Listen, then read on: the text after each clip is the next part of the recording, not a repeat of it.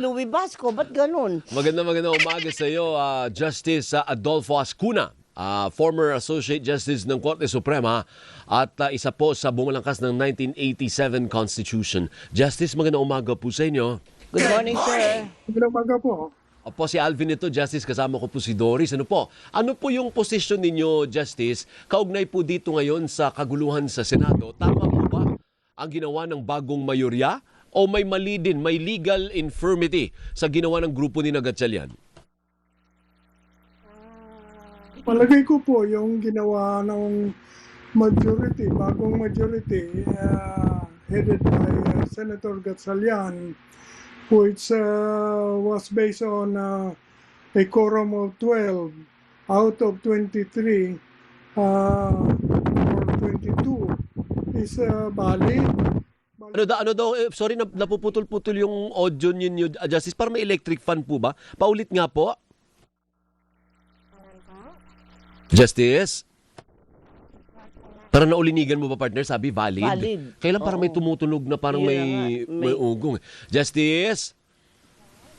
Ay, wala pa. O, paayos muna natin. ulit, Feeling ko may parang nakikis-kis. Oo. Partner, si Justice Ascuna ay isa sa bumulangkas ng 1987 Constitution. So, ito yung ginagamit natin. Kasi yung president, yung sinasite na kaso, 1935 Constitution Diyos ng mio. basihan yun. Oo. Ito isa sa bumalangkas, kaya may bigat, may bale ang insights ni Justice Ascuna. Ano po? Legit ang kanyang Opo. mga insights. Justice, can we try one more time? Justice? Yes. Yan, malinaw mas na po. maganda. Pwede niyo pong ulitin yung insights po ninyo, Ikamo? What is your position? Regarding what? Regarding po doon sa ginawa ng bagong majority, yung grupo po ni Senator Sherwin Gatchalian, now Senate President pro tempore. We have a statement on that. I'm part of a group. And we say that yung ginawa is valid because the number 12, there were 12 we have to base it on those who are able to participate. And we exclude Bato and Jinggoy. So there are only 22. The quorum is based on 22. And 12 is majority of 22. So mayroong quorum yung ginawa ng Senator Gatchalian sa group. Mayroon silang quorum, so valid yung ginawa nila. Opo, so okay. valid in as far as you are concerned. Kaya lang po, si Senator Alan Peter Cayetano ay nag-insist din po na siya pa rin ang Senate President. Pati na yung kapatid, siya pa rin daw At yung... sa kanya yung valid. At sa kanya yung valid Oo. at nagsagawa pa ng hearing kahapon. How do you suggest that this be settled? Paano ba isi-settle natin ito? May isang kampo na nagsasabing, hindi, mali yung ginawa nyo, Yun kami na pa rin ang nasa liderato. Unang-una, sa palagay ko, personally, Po. siya pa rin ang Senate President. Hindi naman siya pinalitan dahil upang mapalitan ng Senate President, kailangan majority of all the membership. So majority of 24 is 13. Wala naman 13 yung grupo ni Senator Gatchalian, 12 lang sila. At hindi rin nila pinalitan si Senate President. Ang ginawa nila, pumili sila ng Senate President pro tempore, at yun ang nag-preside sa meeting. Kaya tama siguro yung sabi ni Senate President Alan Peter Cayetano na siya pa rin ang Senate President, ngunit he does not control the Senate because he has only 11 as against 12. So parang Justice, just to be clear lang po, parang nuanced po pala yung stance ninyo. Ano po? Ang stance ninyo, tama, okay yung quorum, pero in as far as the position of Senate President is concerned, hindi mo pwedeng ideklarang vacant yun nang wala kang 13. That is my personal opinion, where others believe that while it needs 13 votes to elect, it does not need 13 votes to declare vacant. So, yun ang debatable. For me, it's the same vote. You need 13 to declare vacant. But there are others who believe that it's only to elect, you need 13. and a regular quorum can declare it vacant. Pero may problema, Justice, kasi may impasse po eh. Kasi ang posisyon ni na Gatchalian, Oo. siya ang acting Senate President. Eh, hindi pa pwedeng dalawa ang Senate President. Isa lang po ang dapat na Senate President. So may impasse po. What do you suggest? Who should go to court? To correct the statement po, there are no two Senate Presidents. There's one Senate President and there's one Acting. Senate President pro tempore, who was acting Senate President dahil the Senate President was not present. So yun po ang problema if they are both claiming to preside the next meeting.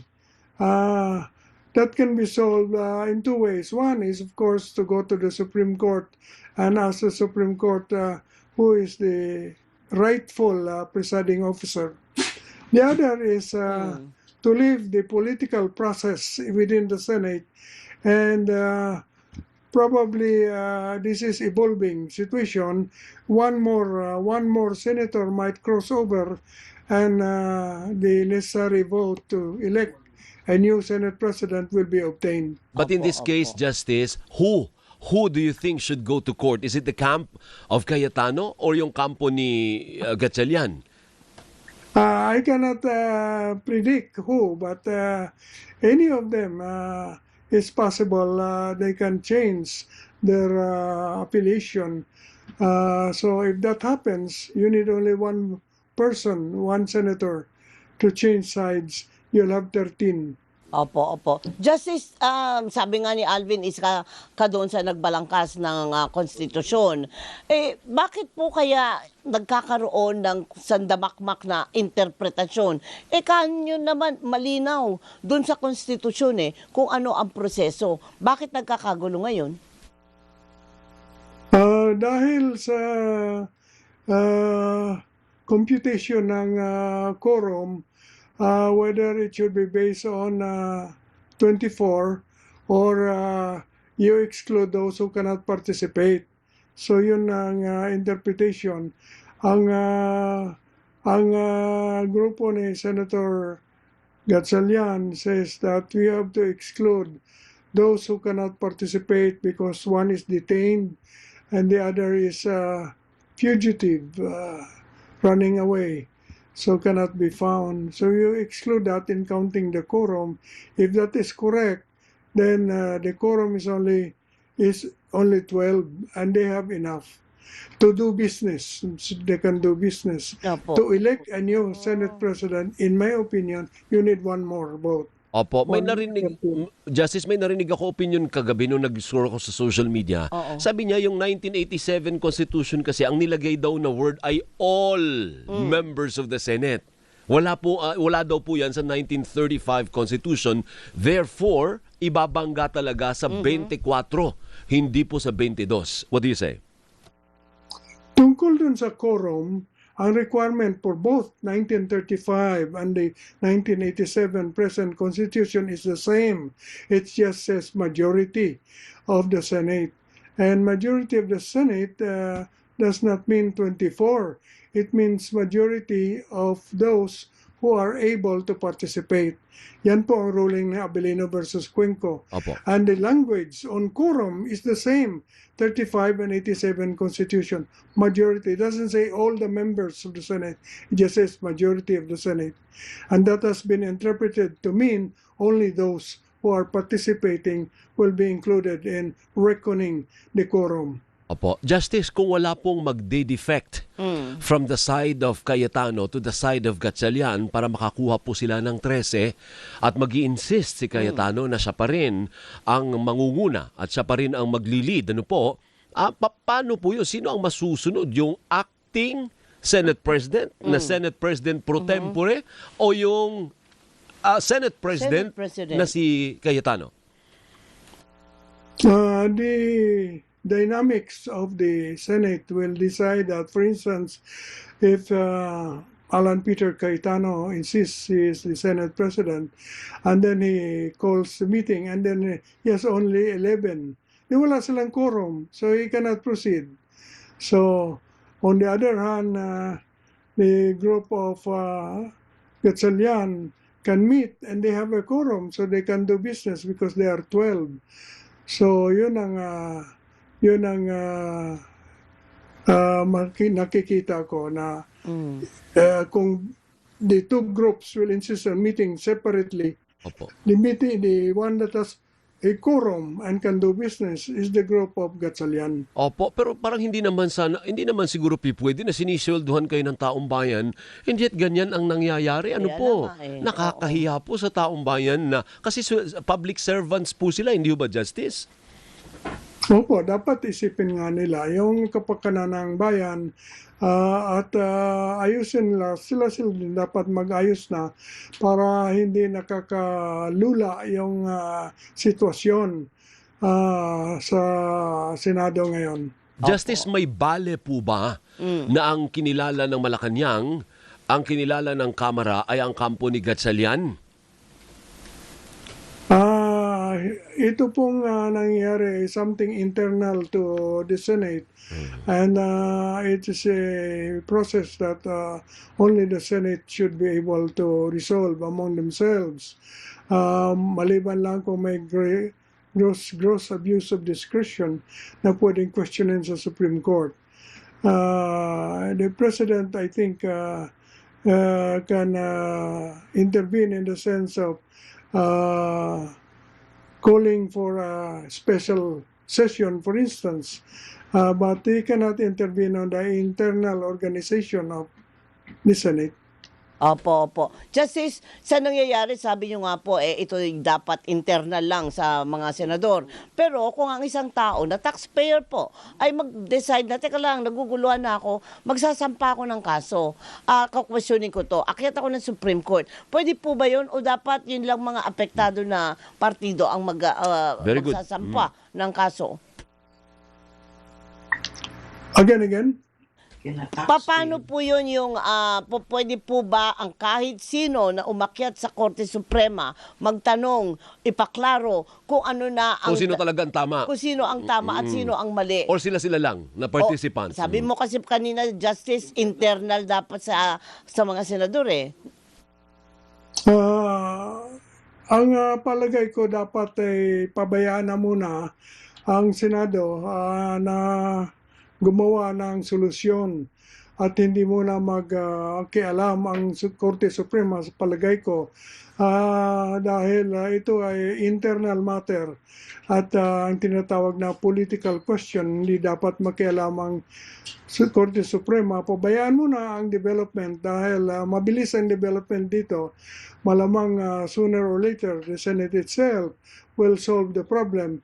Halimbawa, one more senator will cross the line, that will solve the problem. Pero academically speaking, for discussion purposes lang, Justice, ano po, pwede ba na ang pumunta sa Korte Suprema para magkaroon ng kalinawan kung sino talaga ang tama o mali ay halimbawa si Doris Bigornia as a taxpayer? O hindi pwede yun, dapat kung sino lang yung apektado ng gusot, either sa kanila ang pupunta sa Korte Suprema, hindi pwede yung ordinaryong Juan de la Cruz. A taxpayer suit is possible because this involves a question of far-reaching importance. And the jurisprudence says that where questions of far-reaching importance are concerned, even a taxpayer has an interest, legal interest to file a suit. So it's possible the taxpayer can file a petition in the Supreme Court to determine, for the court to determine whether or not Senate President Alan Peter Cayetano is still Senate President, for instance. But what the court will do, we cannot tell because there are many options in that case for the court. Kumbaga pwedeng sabihin, Justice ng Supreme Court na hindi internal yan sa Senado eh. Hindi kami makikialam. Pwedeng ganun, ano po? Pwede sabihin political question yan. Yeah. Hindi kami makikialam. Opo. Yun ang one possibility. So Opo. we cannot tell. Opo. We cannot preempt what the court will do in that eventuality. Pero kung ang tanong lang ay kung pwede kayong magsampa, pwede. Kahit sino. Pero ang susunod na tanong is, aaksyonan ba ng Korte Suprema ay hindi natin alam. Ayan, ganun yun, ano. Thank you, Justice. Mabuhay po kayo. Maraming salamat po sa oras. Ano po? Thank you, sir. Si Ilamo. retired Justice Adolfo Ascuna, dating Associate Justice ng Korte Suprema at isa po sa mga bumalangkas ng 1987 Constitution. So pati po ang opinion ni Justice Ascuna ay hindi din straightforward partner na pabor sa kampo ni Gatchalian. Kaya nga. Kasi sinasabi niya, sige tama, you can do quorum kahit 12. Oo, pwede kayo Pero- mag-business. Oo, Pero ang Senate President, si Alan Peter Si Cayetano Alan pa pa rin. rin. Oo, Oo. yun ang posisyon niya kasi Kaya hindi niyo naman pwedeng pala. palitan. Kaya naman pala, ngayon partner, naintindihan ko na kung Oo. bakit nanggagalaiti si Alan Cayetano Ah. na ako ang legal. Parang ako ang legal wife. Yun Hindi, pala yun. pero Senate President ka nga, Oo. pero ang supporters mo 10, Oo. hindi nga kayo mayorya nun kasi ang kabila 12 na eh, Oo. 12 na eh. Kaya nga, Oo. at lalabas pa dyan, ikaw nga ang Senate President, pero ang susundin, sila Gatchalian. So ano ka doon, salingket? Hindi, pero may conflict pa rin nga